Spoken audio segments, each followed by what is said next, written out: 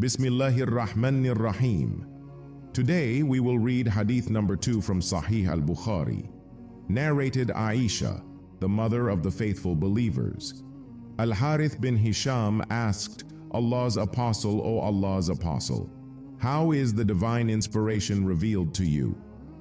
Allah's Apostle replied, sometimes it is revealed, like the ringing of a bell.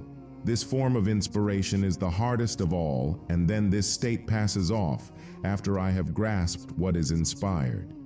Sometimes the angel comes in the form of a man and talks to me, and I grasp whatever he says.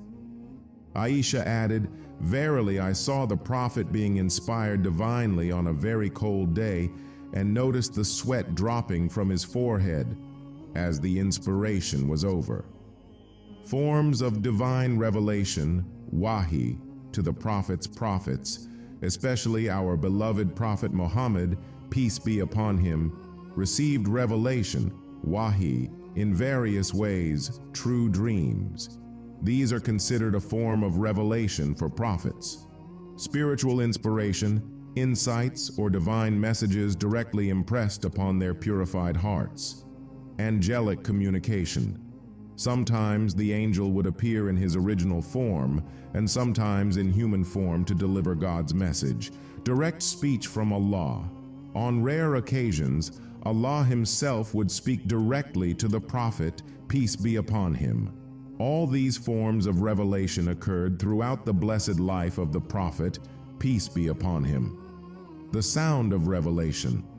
A hadith mentions a sound like a ringing bell during revelation. According to Imam Ibn Hajar, this refers to the sound of the angel's footsteps. Others interpret it as the divine voice of Allah coming from behind a veil, based on the verse. It is not fitting for a human that Allah should speak to him except by revelation or from behind a veil. Surah Ash-Shura 51. Two main categories of revelation. Wahy Matlu, recited revelation.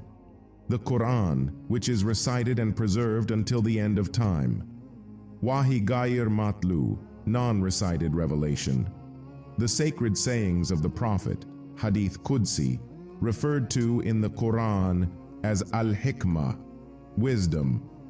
Allah has guaranteed the protection of both types of revelation. Preservation of revelation. Over 1400 years, Allah has raised scholars, memorizers, and interpreters to protect the Qur'an.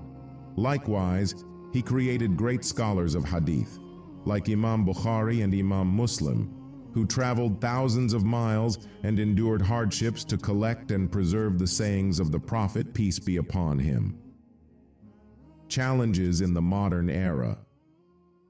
Sadly, some people today openly reject Hadith or criticize the scholars who preserved them. Others pretend to respect Hadith but subtly undermine the credibility of the narrators.